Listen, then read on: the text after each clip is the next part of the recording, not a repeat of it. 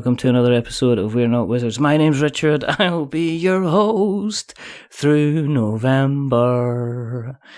Because joining me tonight, he's standing at the castle wall. He's looking down at the land in front of him, and there's a slow procession of something horrific and horrible. There's only one thing to do, and that is to build your towers, because you've got to watch out, because across the land there's the possibility of a Terminus Breach. So joining me tonight is Matt Lloyd. He's got Terminus Breach. It's on Kickstarter right now.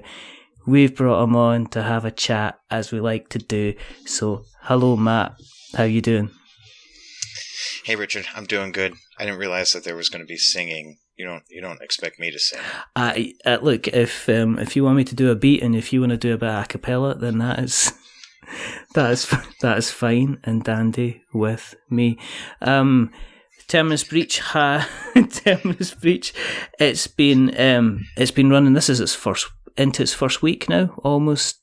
Just now, the first week, yeah, and it's going well. Things are going well. Let me pull it up. It looks like we are currently 66% funded. Yeah, which is pretty good. And that's good. The reason that, I guess we better say hello to everybody out there. Hello, everybody out there. I hope you started your Christmas. Everybody. I hope you started your Christmas shopping. If not, don't panic. Still plenty of time. The reason that we do this is because there's quite simply there's not enough podcasts out there about board games, and also the other thing is, as well as I like really speaking to anyone at all, including Matt Lloyd as well. And the second reason that we do this is because probably about 6 or 7 weeks ago I got introduced to Matt, and he was looking for somebody to do a voice for the Kickstarter video, and stupidly he let me do it. So you did a great job. So then I said, okay, so because you've had to endure listening to the countless number of outtakes which I put on an audio file for you, it only seemed fair that it was worthwhile kind of dragging you back on so you could speak to you in real time, so you could suffer even more. That's pretty good. No, it was actually really fun. I used to work in a recording studio for the 2.5 years. I was a sound engineer in a recording studio, so I hadn't had a chance to really sit down and mess with sound files in some years. So it was really kind of great to get the raw file and be like, oh, what do I do? Like, oh, I get to mix and master this together. Like, yeah, let's do it. I got all excited about it. It was good fun. It was strange, kind of like, usually because I'm completely unscripted, and as I keep joking with people, it's kind of like, here's the show notes, and they go, I didn't get an email, and it's like, that's right, because there's no show notes. We don't do show notes. We generally do kind of stuff off the cuff. But we're not here to talk about me and my awkward accent. We're here to talk about you, and we're here to find out a little bit more kind of about your good self. So we are going to have a peek back at the past. We're going to focus on the Draka of the present before we look on to the defence of the towers of the future. What are you talking about? I have no idea. But this is great. Do you want to tell us a little bit about how you got in the hobby? How I got into gaming? Oh my gosh. Yeah, what's your history? Oh my gosh. Because you say in your bio on Kickstarter, I've been gaming forever. I have, yeah. So I'm 37 years old. What is...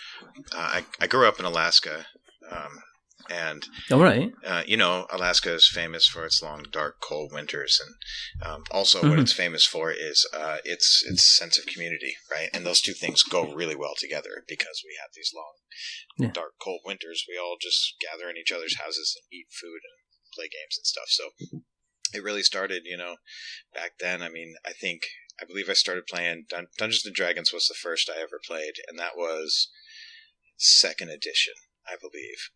But in fact, what I did before that is I started reading fantasy.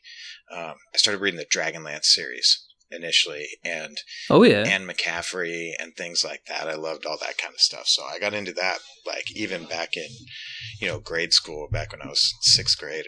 So and then started playing D&D after that, and it just blossomed from there. Everything I could get my hands on. I played Magic. I mean, I won't say that I don't play Magic now. I've just started and stopped playing Magic about 8 times in my life.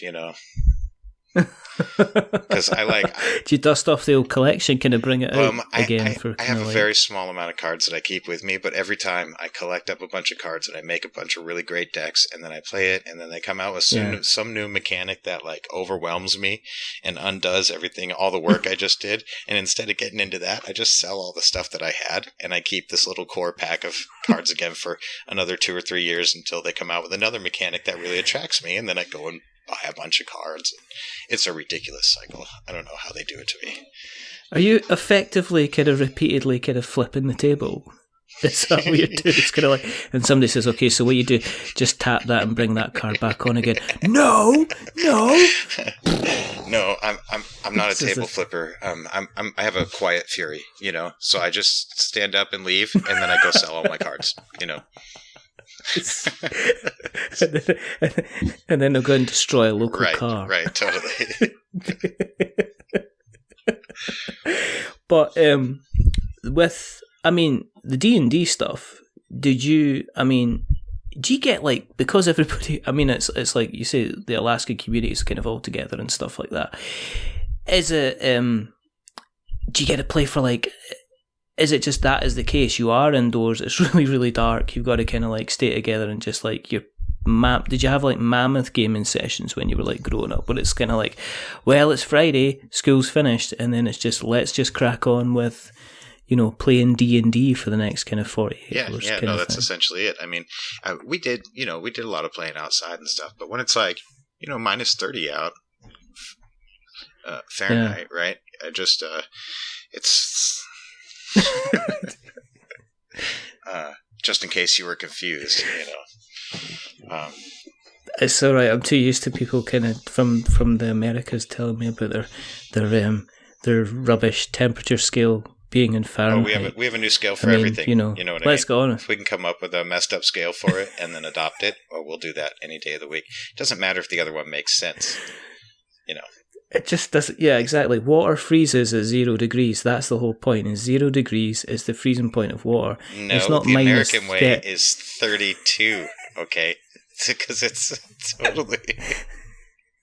So what happens at 0 degrees Fahrenheit then? It's really cold. It's minus 32 degrees. What's that? It doesn't make any sense.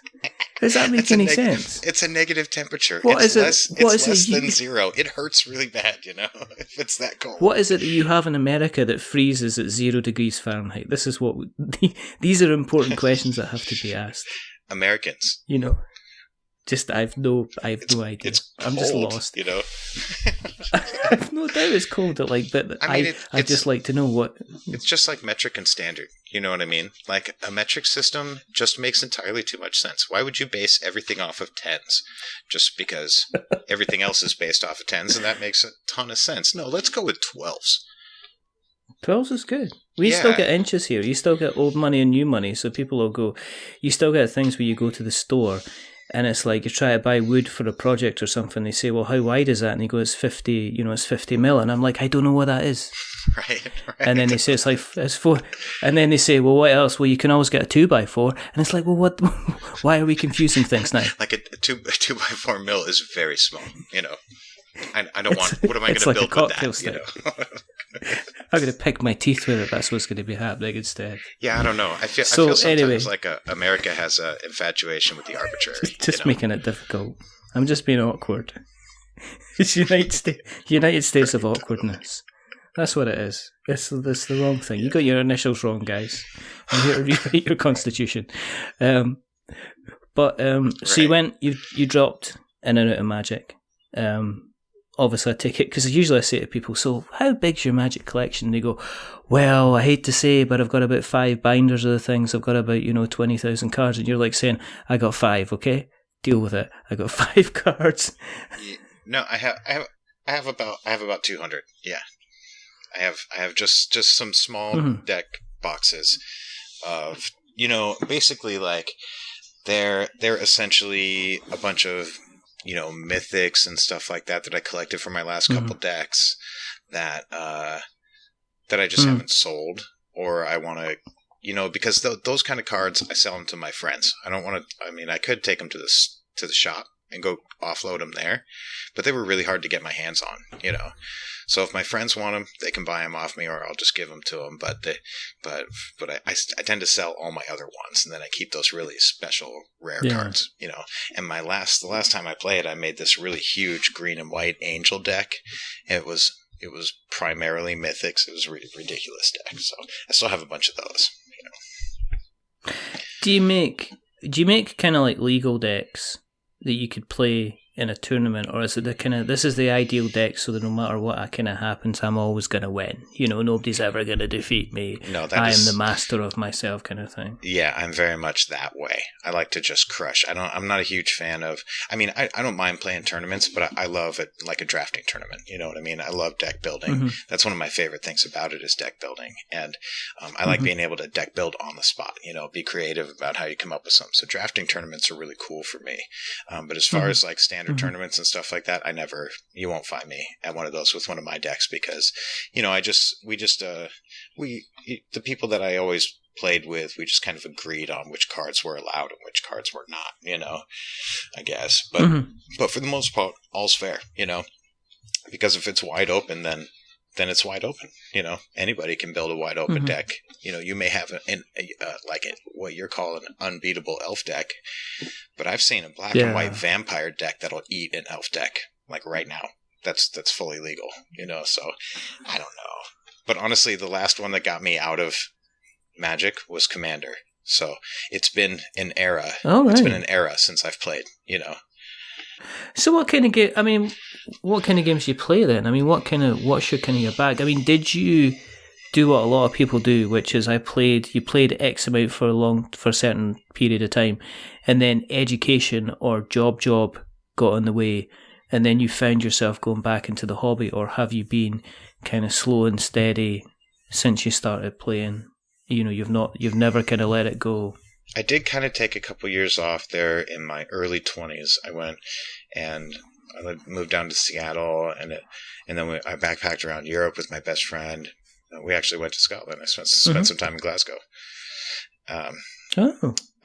And so during that time, that was just all about like living life to its fullest, right? And I was away. I didn't really play many games then. I did play a lot of chess during that time, so I sort of channeled it into something like chess. And I also do art and music. So as long as I'm either making art or doing music, I tend to feel fulfilled. And I was traveling Europe playing music, busking, playing music on the street. So I was doing that every day. So it was a really active time in my life, and I didn't really miss gaming. But then once that period ended and it slowed down again, I just picked up. That was kind of when I got into real heavy Euro games with a crowd of old friends in Alaska that kind of took it upon themselves to start their own collections, and started really opening my eyes to the world of Euro gaming, and it was just took off from there. So, and then I just play mostly anything I can get my hands on now. So you rocked back from Europe. I'm taking it the beard was starting to make itself an appearance, and you were rocking up and said, "Let's play some Magic," and they're like, "No, guys, Matt, we've discovered something else," and they started putting Euro after Euro on the table. And just saying, while you're away, we're doing this. We're learning points, man. We got our power grid on. Yeah. You know what I mean? We're building stations. Through the ages, and everything along those. Yeah, things like that. Yeah, exactly. Exercising our dominion, stuff like that. It was great. We're going to see the Seven Wonders of the world. That's just you're just dropping knowledge, Mr. Lloyd. Just dropping knowledge. So your timeline was a little bit off, though. The beard wasn't to make a solid appearance until much later, because when I came back, I had to.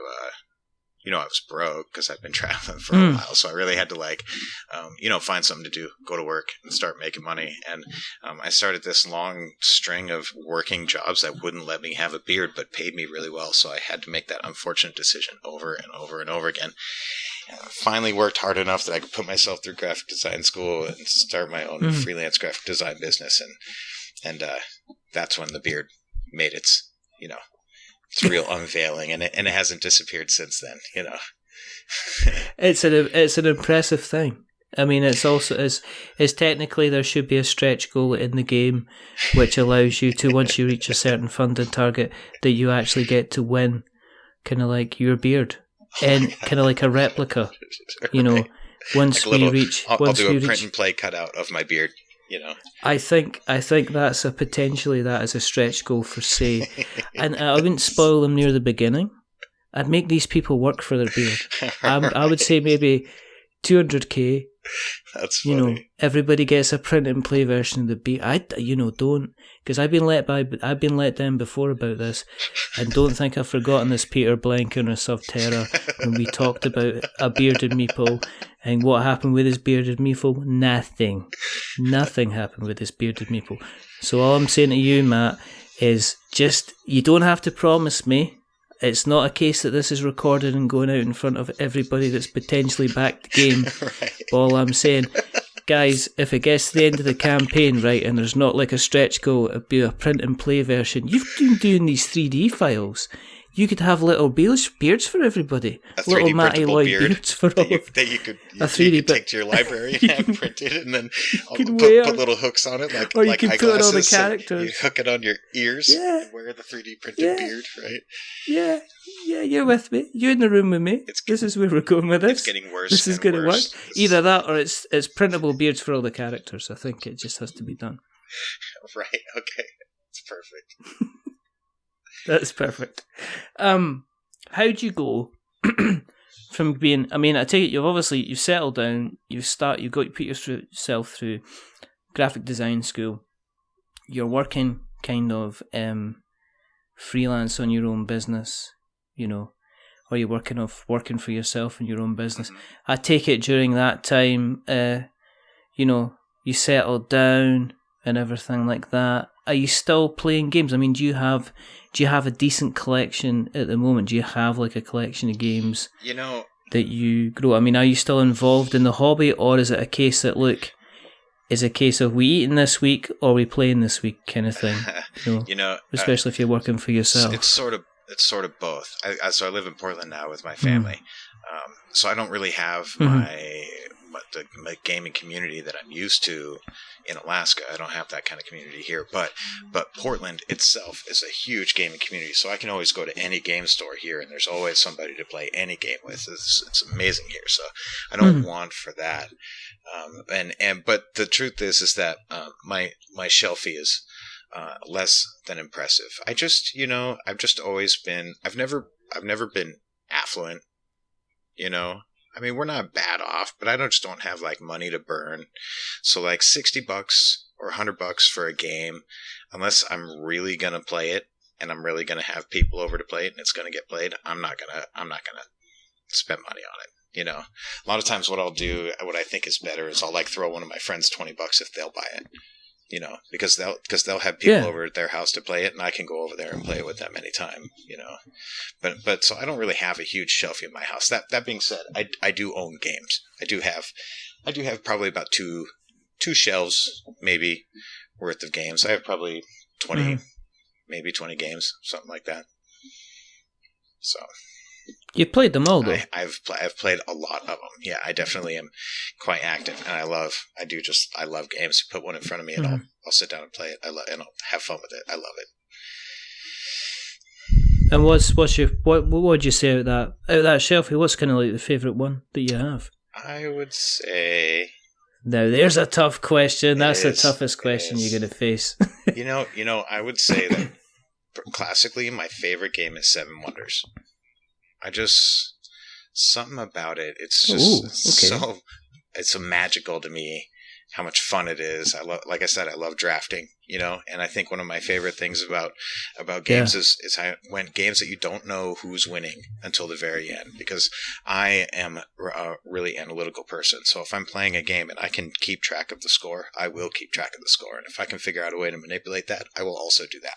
I'm just like that, So the best way for me to get to where I truly just sit and enjoy the gameplay of a game is if I don't know who's winning ever.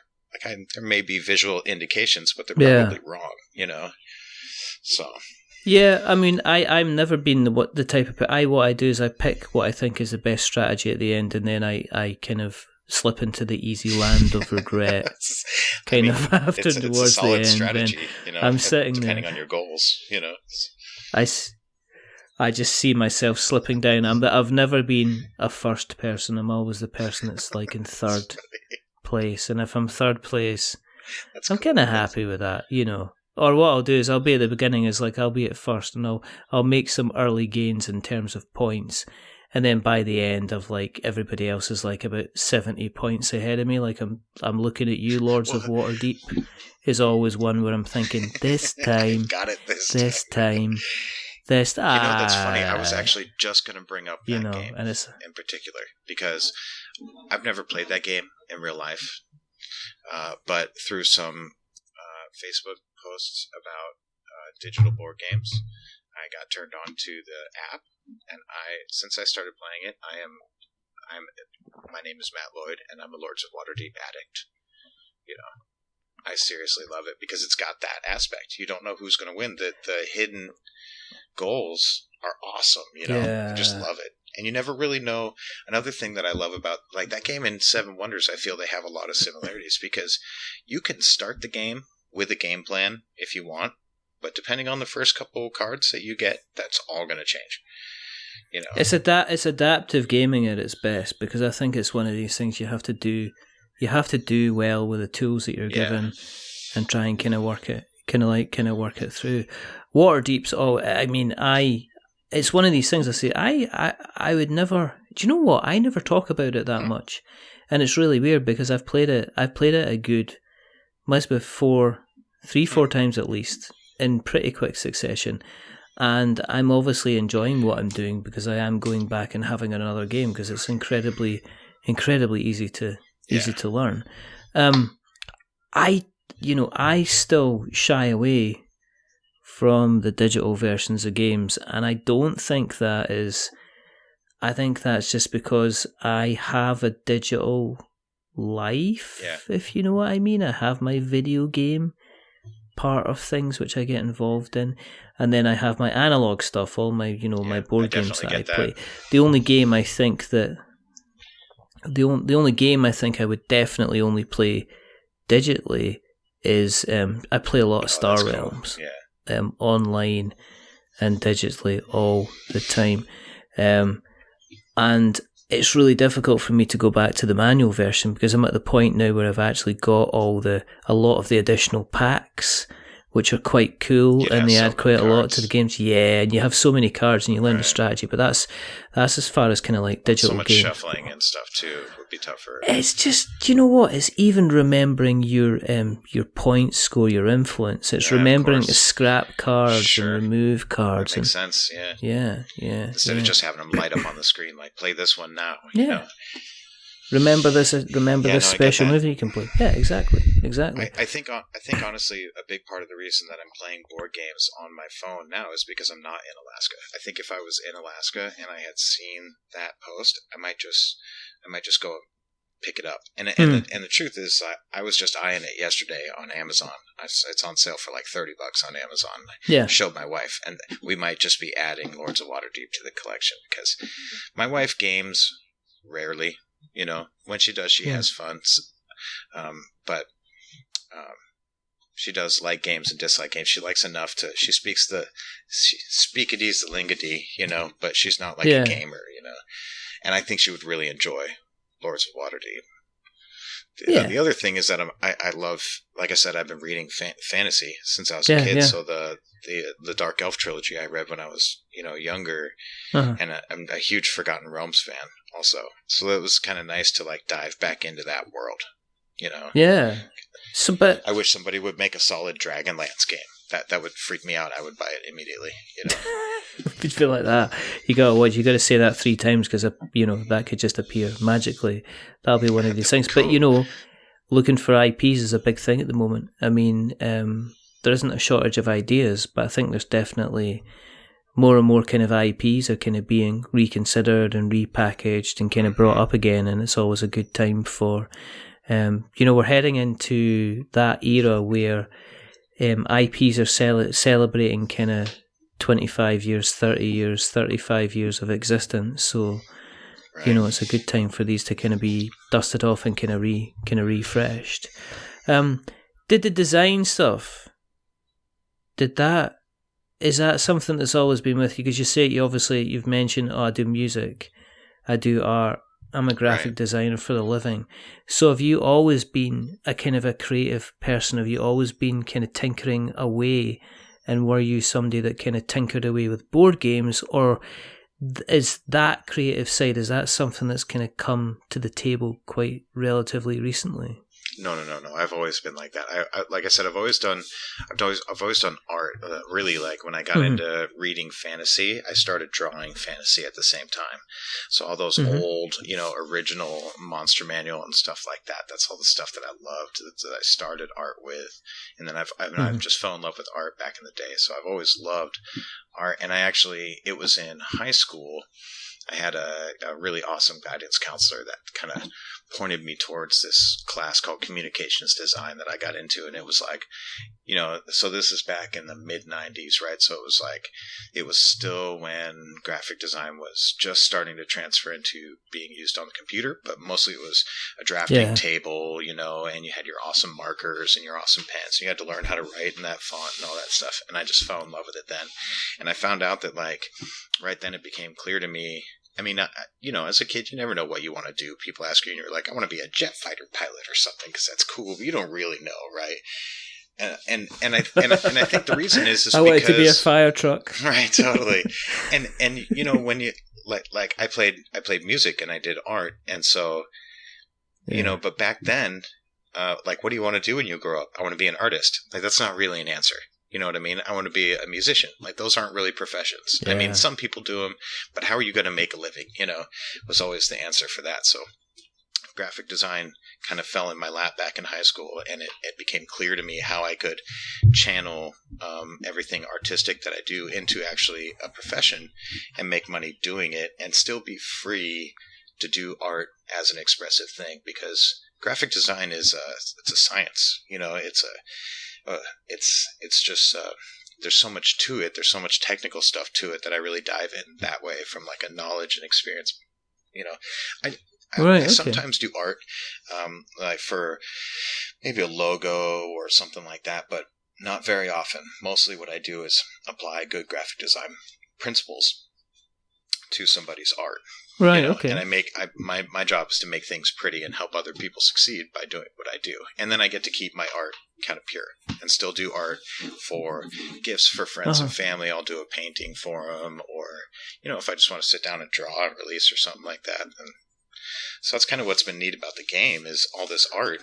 It was kind of after so many years of designing that way and doing the art that I did for other people, because sometimes I would have a mechanic that was my client, and I would be doing this gritty art style, and then I would do, a beauty salon, and then it would be this smooth, flowery art style. And for so many years, I didn't actually, do anything free expression. And when I sat down to do the art for the game, that was what came out, was this, kind of this old style of fantasy art that I've been doing since I was in grade school, but kind of refined with all the skills that I've learned over the years. And that's how it is. And people gravitate towards it, Is it difficult to create a vision, create a world out of absolutely nothing when you've been doing stuff, let's face it, unless you're involved in, I guess, in movie studios and certain things. I mean, did you get a lot of people coming along and saying, could you create an entire world for me with different characters? Or was it more a case of, hey, we're opening up the salon in 6 months' time. Could you design our logo and our letterheads and stuff like that for us? No, nothing to that scale. Nothing to the scale that I'm doing now. I've never done anything like this. And it's sort of, this game has kind of a life of its own. It's sort of built on its own. It was just this, realization I had one day that, I love tower defense games and I love board games, and how is there no tower defense board game, And then I just started slowly coming up with ideas about how to put stuff together. And that was like years of just coming up with something and then, And then it was, after a couple of years of just tossing around ideas, it was like ripping out pieces of paper and writing some little stats on them and moving them around the table. Like, oh yeah, this might work. And then we let it sit for, 6 months. Nobody would mention it. And then it'd be like, I had a dream about this and I was thinking about this. And then about 5 years ago, my wife and I moved to Denver from Alaska because my wife is a PhD. She's a psychologist. And so she got postdoctoral fellow. She had just graduated, just gotten her PhD, and she got a postdoctoral fellowship position in Denver. So we moved there, and just decided to. I basically decided to take on 2 jobs because I needed to run my graphic design business and bring in money that way. But I also decided to kind of dive in with both feet on the game, and then like 2 years ago. It all just kind of came together, and we reassessed again and just decided to dive in, I suppose, with all 4 feet this time into the game. And here we are, Yeah. What's it been like, kind of, you moving into a new place, and then when it came to like playtesting things, were you kind of in that place, were you the guy that was kind of like turning up at game nights with a box full of stuff and saying, would anybody like to play a game? Except not in the jigsaw killing you type way, but I've got a board game here under my arm.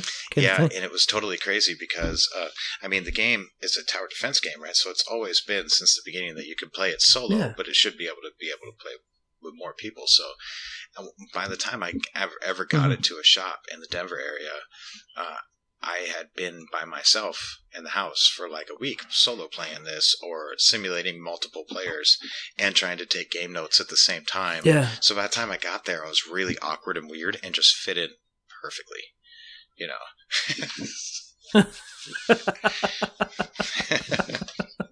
Oh my weird.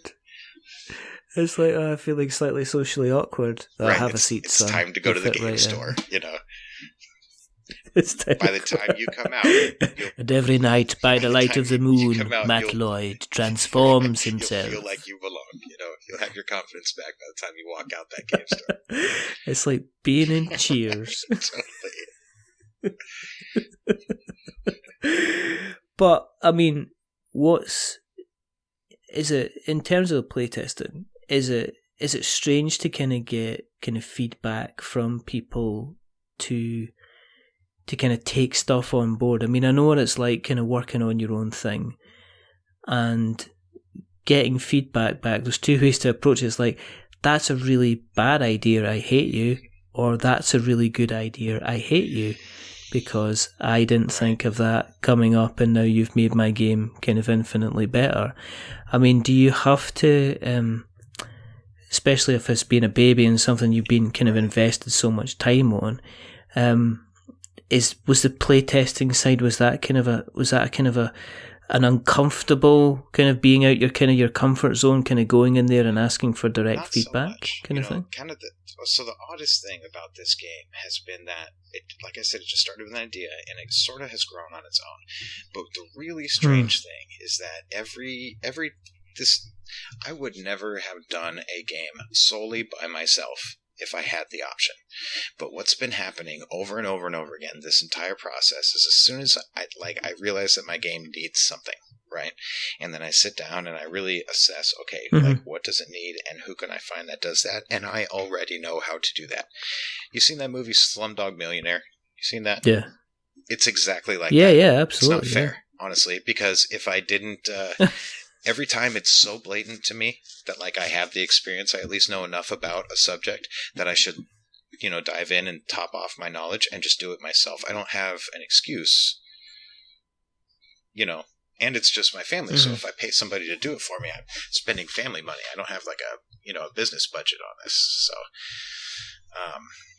So that kind of fell into that category because I've been a creator my entire life. I've been doing art and I'm, writing music and stuff. This is what I do, is make new things out of nothing. And then and then hear people's feedback on it. And if you have thin skin about the things that you make, you're not going to make it long doing this, right? You have to learn. But, that being said, the natural human reaction is the second of the 2 examples that you gave. It's, reacting in that first way as, fully positive, thank you for the constructive criticism, that's really, awesome, is really, it's a learned behavior. It took me years to do, because you're really proud of what you made, but what you learn over time is that somebody doing that to what you made is only going to make it better. With just you having seen it, you may think that it's perfect, but that's because you've got blinders on, because it's just you looking at it. You're not somebody else looking at it. But as soon as somebody else looks at it and gives you their perspective, and you don't even have to take that immediately and do what they said, because it's your thing. You get to choose what you do with their information. But if you integrate that in with your own ideas, and it spawns something new and improves what you made, and then somebody else comes along and says, that is perfect, it's like the best feeling in the world. So yeah, and also you can see something. You could take sometimes a game in a slightly different direction that kind of makes that one change can be the thing that kind of is the hook that kind of spawns kind of other ideas that gets you going about, like, well, what about this? What if we did this instead, or what if we did that as well? And I think, what about blind testing as well? I mean, did you do that? Did you actually just say, I'll tell you what, here's the rules, here's the game, I'm going to go and sit, I'm going to go and sit in the corner and just let you guys kind of get on with it and let me know what you kind of think? The biggest hurdle towards starting that was a later thing that I did. I did a lot of guided playtesting for a long time beforehand, because the biggest hurdle for blind playtesting is you have to know that your rules are thorough. That whatever they're gonna come up with, you're not there to explain it and answer the question. So everything you've ever said about explaining this game, every question you've ever answered while you were live playtesting, you need to answer that in your rules. So until those are solid, I wouldn't put playtesting in front of somebody. But once I did, that was really then the feedback is not about the game itself, because hopefully you've got that mostly ironed out by that point, but it's on the rules. Like, we didn't know how to do this, and we didn't know where to find the answer, and then to clear that up. No, totally. No, I was playing a game on Friday that everything was really running really, really smoothly. I mean, this thing was going like butter, and there was just one bit where we couldn't find how you got experience.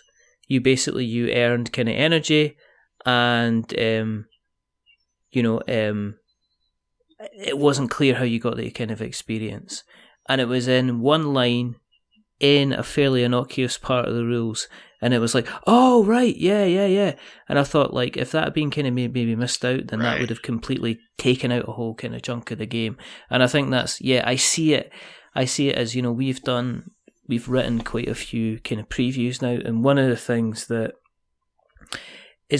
you cringe at is when you're reading through the rules and you're going, it's not making any sense. I need to speak to this person about this mechanic because this isn't clear from the rules, and it's kind of like, it's kind of rolling. And there's a big difference. I've seen a lot of designers actually bringing on people to write the rules and play about with the rules for them, because they're aware that it's getting that right, because it can make the difference between somebody saying, I got it delivered after I helped found it on Kickstarter, and I played it once, and it took me an hour and a half to learn the thing, and we only played it for 45 minutes because we kept having to refer back to the rule book, and there's kind of nothing, there's nothing worse than kind of that. And here's where I am trained to do layout, and branding and stuff like that, because I'm a graphic designer. And my father is an English major, so I grew up, he's a real stickler for our grammar, our spelling, and we had to be really good at that the whole time. So I've got no excuse not to write my own rule book, right? I know, exactly. You'd probably be really tough on yourself as well if you got it wrong. Yeah, do you know what I mean? I definitely am. Yeah. Well, I feed it to my brother, my older brother. I feed it to him. All right. And if he catches it, then I do get really down on myself, because that means he's a little bit smarter than I am. I doubt that's very true. So, to answer your question to get back to playtesting. Yeah.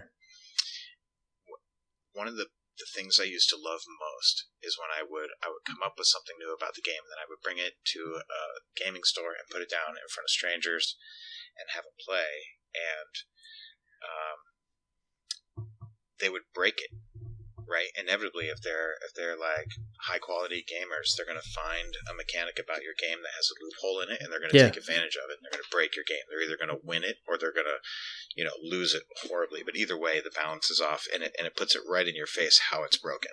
Mm-hmm. I did that for, I don't know how many years. I got my game broken over and over and over again. Every time somebody broke it, I just walked out with a smile on my face because it was so good to have that happen in the playtesting phase. Every time that happened, I felt really good about that. Because I'm trying to make a thing here, right? If I skipped over this, then I might put something out that's subpar. So, and I go back and I fix whatever it was that got broken and how it got broken, problem solve that. And then a lot of times that led to new things in the game because I had to introduce a mechanic to solve that or take away a mechanic in order to solve it, modify something. So then I would bring it back with that new mechanic to play test that, and somebody would break something else or break what I just made, and I'd have to go back again. But then naturally there was this time where I took it and people tried and they couldn't break it, they just had fun playing. And then I took it again and said, hey, last time I dropped this, people tried to break it and they couldn't. I want you to try and break my game. And they tried and they couldn't do it. And I hit a point at some point where the game was just solid.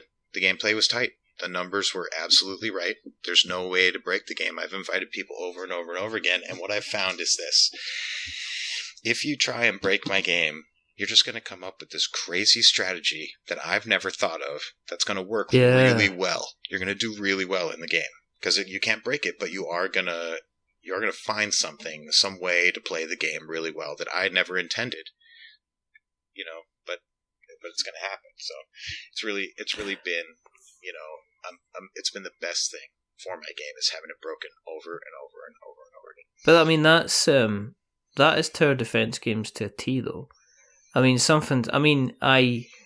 I saw, when I was first introduced to Terminus Breach and I was looking over it and kind of reading about it, and you were I was kind of reading the documentation and looking, what it was. The only game I could think of which was kind of in the same kind of ballpark was Mechs versus Minions, because that is kind of, it is a case of you're facing an unstoppable horde and you've got to use kind of various different tactics, and there wasn't anything else kind of close to it, which was kind of interesting. Right. I personally am a huge fan of tower defense games. I sunk literally years into Jelly Defense, which was an Android game. Yeah. You know what I'm talking about. And not only just completing levels, but getting the kind of the 3 stars on every level and getting the kind of the perfect. You always got to go back through, right? That's what tower defense games are fun twice. Yeah, you got to work your way through the game. Yeah. Then you have to crush the game. Yeah, exactly. You just have to dominate everything. As a Kingdom Rush fan, I think that was my favorite series. Was those 3 games? Kingdom Rush, they're just so amazing because the storyline is incredible and just it's really the game that inspired the art in Terminus Breach the most.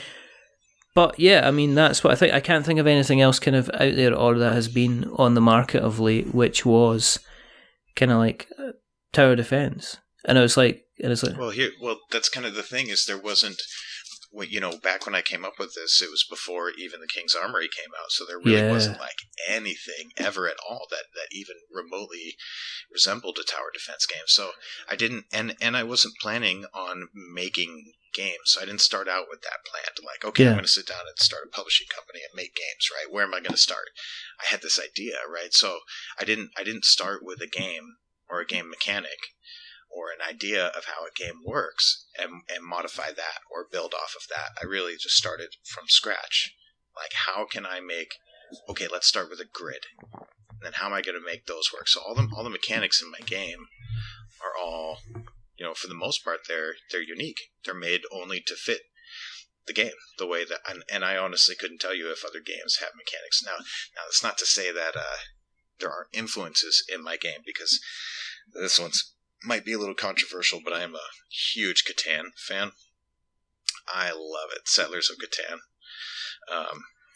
And and you just ruins everything. Just ruins the whole show. I know. It's fine. Do you know what I mean? No, you like what you like. If people like what you like, and that's fine. You know what I mean?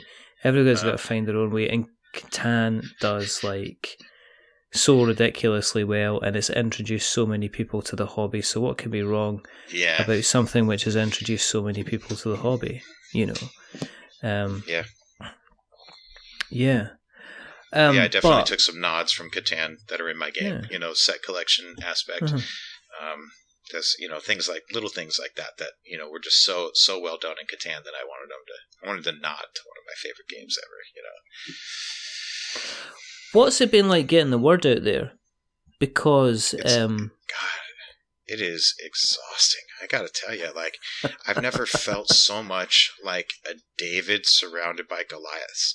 I don't know if you've seen a picture of me, but I'm a pretty decent sized guy. I'm like 6'2", 280. I've got a poster up on the wall. Yeah, you're my favorite. You're my favorite cardboard cutout. As officially my favorite bearded game designer. That's great. You get flowers in your hair. You're looking a bit wistful, but the beard is strong. It's the one outside, the one where you've got the shirt on. Yeah. That's where what I've got the shirt on. That's good. That does set aside the rest of my videos where I'm out there without a shirt on. I can't even. I'm saving them for later. But but anyway, I mean, as somebody who is kind of reaching out to people and saying, guys, I got this game, but it's ready. It's kind of, can you help me kind of spread the word out? You said it's like it's been exhausting. It's been like David surrounded by Goliath. I mean, is it with the nature of the beast the way that Kickstarter is now? Has it been really, really hard work to get people kind of interested, to get people kind of involved? Yeah, absolutely. To find your champions. It's still kind of not working. I'm trying to do all these things. Places that I'd love to be, where exposure that I would love to have, I haven't gotten. I don't know if I will ever get over the duration of the campaign. Like Kickstarter projects we love. I don't know how to get on that. I mean, I did over 50% in the first 48 hours and didn't get it. So I don't know what their qualifier is, but I didn't get it. So I'm not getting any traction there. KickTrack, I'm not getting enough to be on KickTrack. I'm not going to be on the Board Game Geek hot list. You know what I mean? So I don't know. I mean, those kind of things are holding me back, but it is sort of strange because I've been working on this game for so long, and I've been studying Kickstarter and kind of the business administration aspect of this for so long that when I really started to take this seriously, like 5 years ago, Kickstarter was the way to do it. You know what I mean? Back when they came out, you could really just go on with hand-drawn stuff. If you had a decent halfway formed idea, you could probably fund it on Kickstarter for a game. It was really about developing raw ideas. And so I got my stuff developed to a certain point, but then by the time I got there, Kickstarter had developed enough to they're like, no, you need to be a little more professional. You need to have game development done. Like, okay, cool, I'll do that. So I got my game development done. They're like, no, you know what? You should really have art on your prototypes. I'm like, okay, cool. So I'll get art on my prototypes. So now it's like, you really should have a little business, and you should have a marketing budget, and you should know everybody in the industry, and all of these things should be checked off before you even try and launch a game on Kickstarter. So it's very different now than it was when I started out doing this as a one-man project. Back when I started it was much more realistic that I could do this, but I mean, it's gonna happen. I'm confident that we're gonna fund, but I don't know that we'll ever be on the front page of anything. I honestly don't know how to solve this. It's really interesting because Kickstarter's ever evolving. It's day by day. So now that it is so difficult for first-time creators to get through the noise, I mean, I'm kind of thinking that maybe the best way to do it is to find, I mean, I don't know, champions within the industry or something, but that's the only way, is to attach myself to a Goliath, maybe, because I don't have a marketing budget, right? Any money that I spend on advertisements is, money that's not going to bills. It's just me and my family trying to do this thing. So I don't have like BGG ads because I can't afford BGG ads.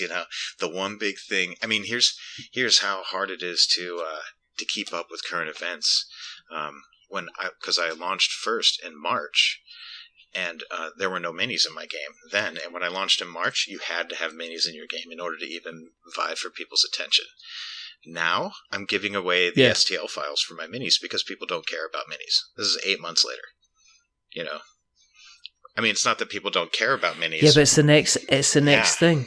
No. That's it. It's it's kind of changing. But you got to remember, there's been a couple of big hitters. I mean, the latest thing that's come out is this whole Ninja Division thing. Ninja Division, the latest kind of dungeon explore game, took over $1 million, and then they're turning around and saying they're $750,000 in debt, and the campaign was only up to like $80,000. It's like, well, how can you have And so people are starting to be cautious. There's been quite a few little campaigns which have been delayed.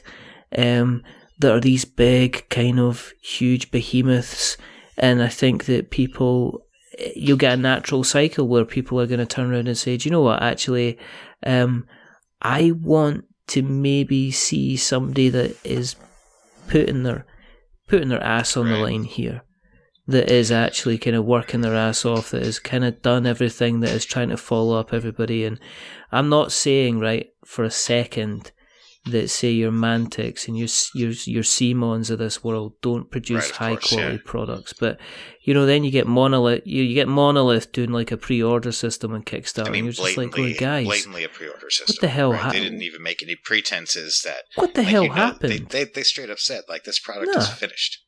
We just It's ready. It's ready to go. Yeah, that was the agreement. It's ready to go and everything like that. And it's happening right next to my campaign. So it creates this really odd dichotomy, But unfortunately, my campaign is like way back in the corner.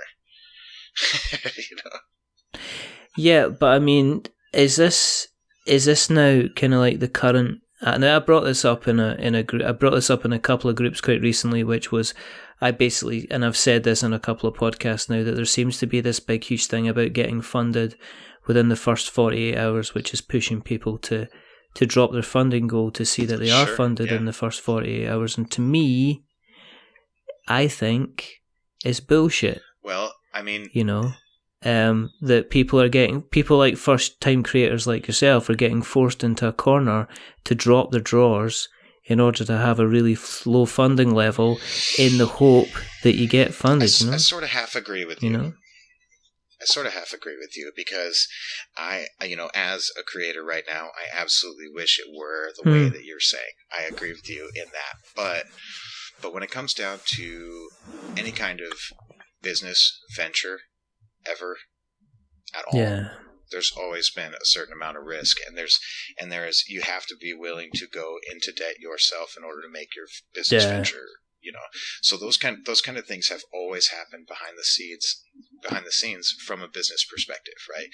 Kickstarter and the way the market is now, it's become kind of commonplace knowledge that businesses are starting to do this, and that changes perception. But the fact of the matter is, businesses have always done that. They've always given you a false, idea of what it was so that they could boost sales, because they know that if they boost sales, they're going to make up those costs in the future. They're investing those future costs, those future, it's basically taking, money on paper from point A to point B that you're going to earn here and put it here instead.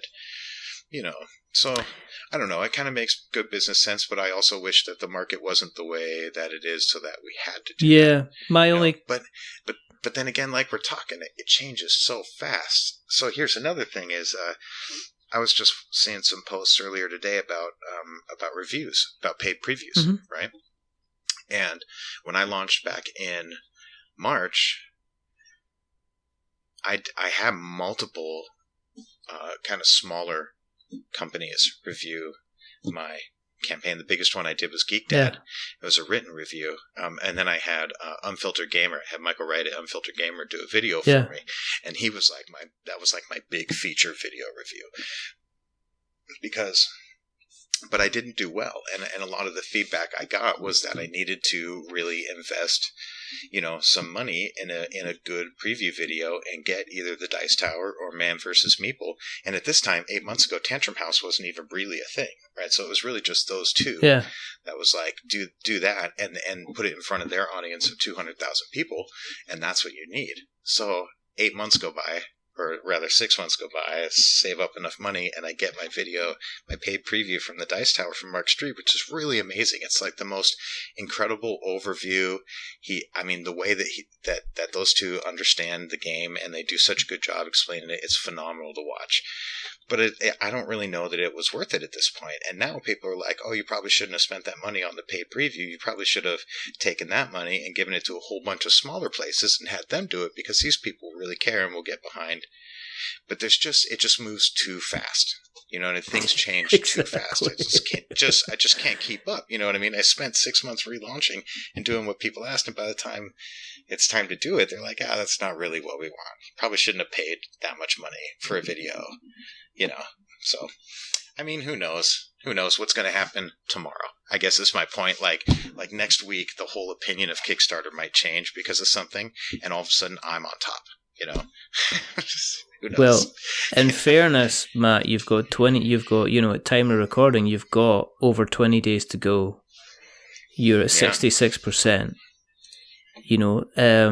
This is traditionally, where things kind of stay steady and grow continually, and then before the rush, potentially at the end. So things are obviously they're kind of looking strong and good. It definitely is looking good. But on my side of it, it's not looking great because we've hit that plateau really hard, and we've actually bounced up and down once or twice since then. So, we're really not a whole lot further than we were 4 days ago. We just got that initial rush on the flash funding goal. We're just above 50%, 48 hours in, and now we're at 66%. So it's a slow climb from here on out. The good news is, though, what's really interesting is there are 721 people following the campaign. Yeah, like that have clicked that little heart. Remind me. Yeah, 721 people following the campaign. I've got 180 backers. Yeah. So hopefully that last 48 hours, I'm really holding out hope that when all those people get a message, a decent percentage of them will convert, and that'll start unlocking stretch goals in those last 48 hours. Like the beard thing.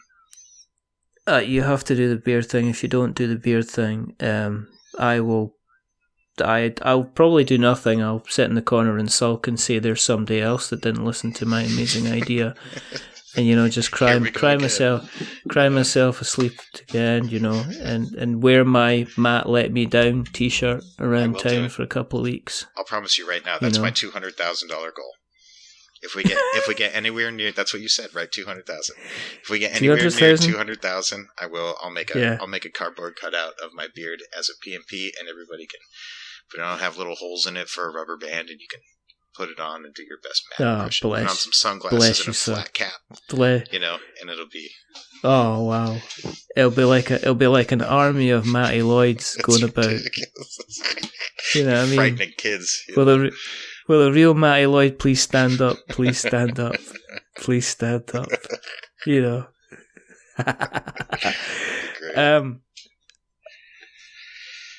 We've not actually spoken about the game, which is absolutely fantastic. But there's lots of people out there that have spoken about the game. But for people that haven't checked out the campaign, and go away, pause the podcast, and go and check the links. Those links in the show notes to show you where the podcast is.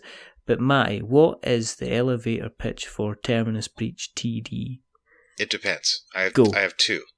I always start with do you know what a tower defense game is, right? Because it very much changes my elevator pitch. But if you don't know what a tower defense game is, it's basically where there's a map and a path, and bad guys march along that path, and they try to get from one end to the other, and you build towers or traps or something, and you try and stop them from getting to the end of the path. And if they get off the end of the path, that works against you. That's the basis of a tower defense game. That is also the basis of my board game because it's a pure tower defense game. It's got a grid with a map and a path, a fully modular map and path, so you can make whatever map you want and path that you want once it's yours. There's 15 waves of bad guys that come along the path. It's split into 5 battles of 3 waves each, and at the end of every...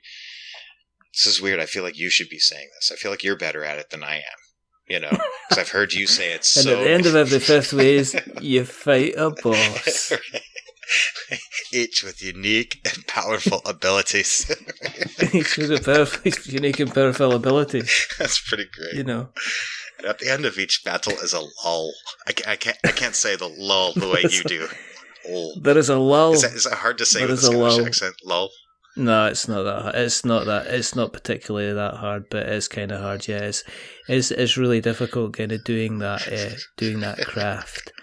It takes a lot of talking. It takes a lot of hard work.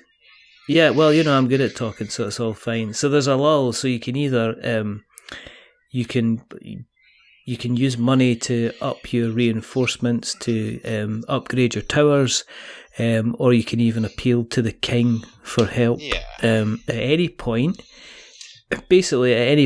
if the Draka get too far along the track and potentially gets your panic level up too far, then the king basically calls it a day and the game is over. He recalls the armies and the game ends. Yep. So. You see? Yeah, and it's basically every turn. Do you know? Look, I recited that thing like 38 times. Totally. And I think my favorite line in the whole thing is "Every turn is a wave." I think that was actually the line that I had to ask you to turn down the Scottish on. Like nobody can understand the word turn. Exactly. You see, in America, turn has 1 syllable. You see. Turn. Yeah, it's got like 3 with you. Turn, It's a turn. It's a turn. It's a turn. My wife is like, a ta-dun? It's like that. Every wave is a ta-dun? What's a ta-dun? Yeah. It's a small Scottish oat cake that's got honey on the top. I gotta tell you, when we first got to Glasgow, when I was traveling, we walked into a pub to go get a Guinness, like right off the bat, and this guy, he heard us talking and he came up and we were sitting at the bar, came up and put an arm around each of us and he said, "Where are you fain a biggin?" And I just had we just stared at him and he looked back at us and he's all bleary eyed and he's like, we said, "What?" And he's like, "Where are you fain?" He said, "Hey, biggin, hey, where are you fain?" I was like, "I don't know." He said, "America, right?" I was like, "Yeah, we're American." He said, "Well, so where are you fain?" I was like, "I don't know what you're saying to us right now." He said, "Oh, that's right, you're American." Let me slow this down. "Where are you from?" I was like, "That's great." And he said, "And you're a big guy." That's what I'm saying. Big guy, biggin. It's like, "Oh, thanks for the translation."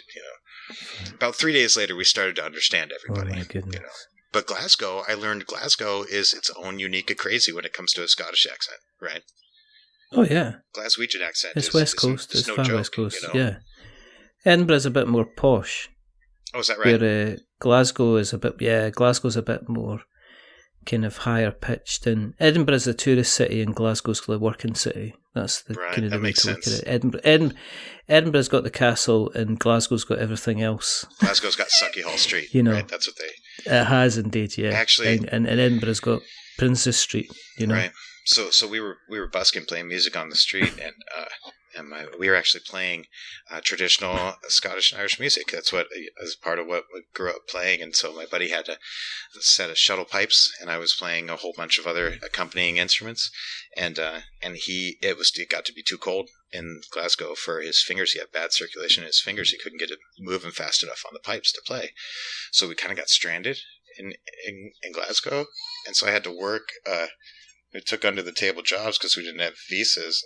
I worked as a bouncer there on Sauchiehall Street for a little bit, and that was quite an experience. I grew up sort of fighting in Alaska, but I've never been headbutted so much in my entire life. I got to tell you.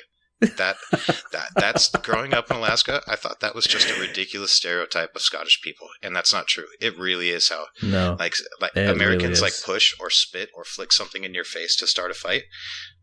Scottish people the headbutt's a qualifier. No, we go for the kill. Yeah, we go for the kill.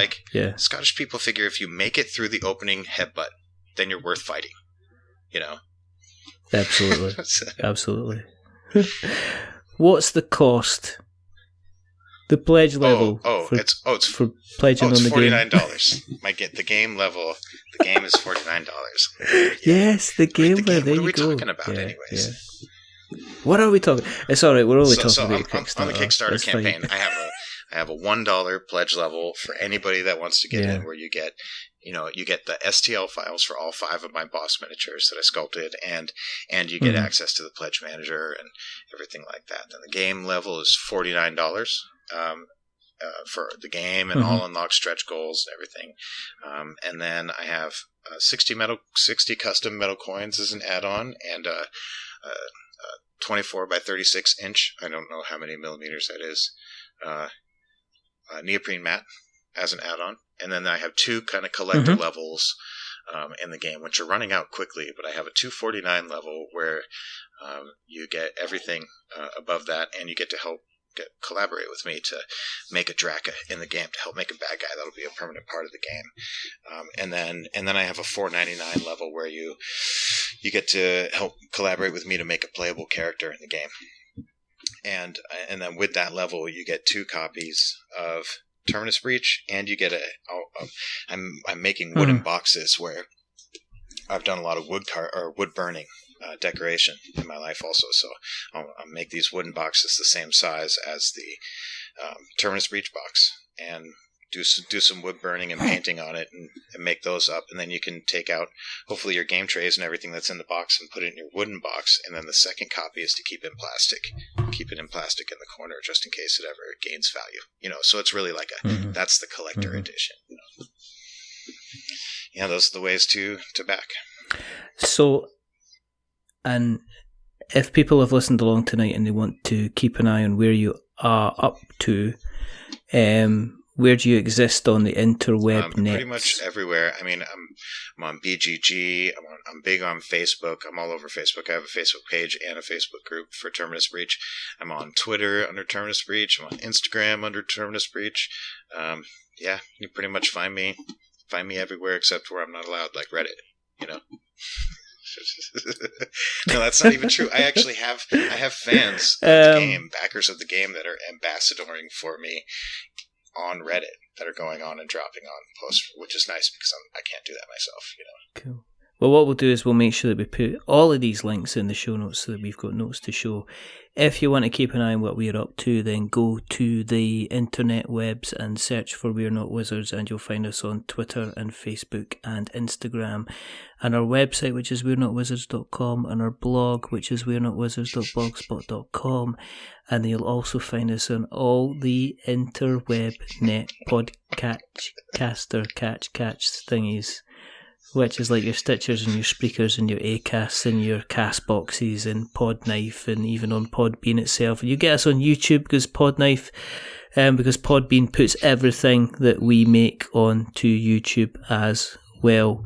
If you like what you've listened to tonight, and bless you if you have, then consider going to Apple Podcasts and dropping us a rating or a review. If you are going to give us a rating, then don't give us 10 stars because that makes us big-headed.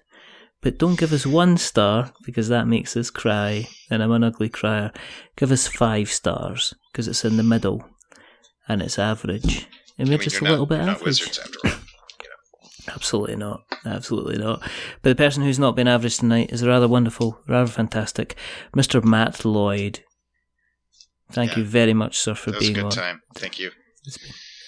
There's only 2 more things to do. The first thing is to remember that we are many things, but we're not wizards. Are we wizards, Matt? No. I mean, I am. I'm actually a professional ninja wizard. That's what I am. I don't want to know that. I'm not hearing that. But and the second thing is... I understand that you are not wizards. I get it. That's very, very good, and you should recognise that before you insult me, sir. And the second thing is to say goodbye. So it's goodbye from Matt. Say goodbye, Matt. Cheers. Goodbye, Matt.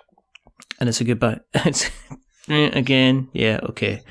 It's like you guys get together and decide to do this every single time. And the second thing is and it's a goodbye from me. So remember, stay safe, Roll 6 is. And I don't know, watch the video, and if you want to hear me butcher a Scottish accent, but remember that you should remember to check out, and if you really like the look of Terminus Breach, remember to back it as well, for goodness sake. Back and share today. But until the next time, you great big jobby. Goodbye.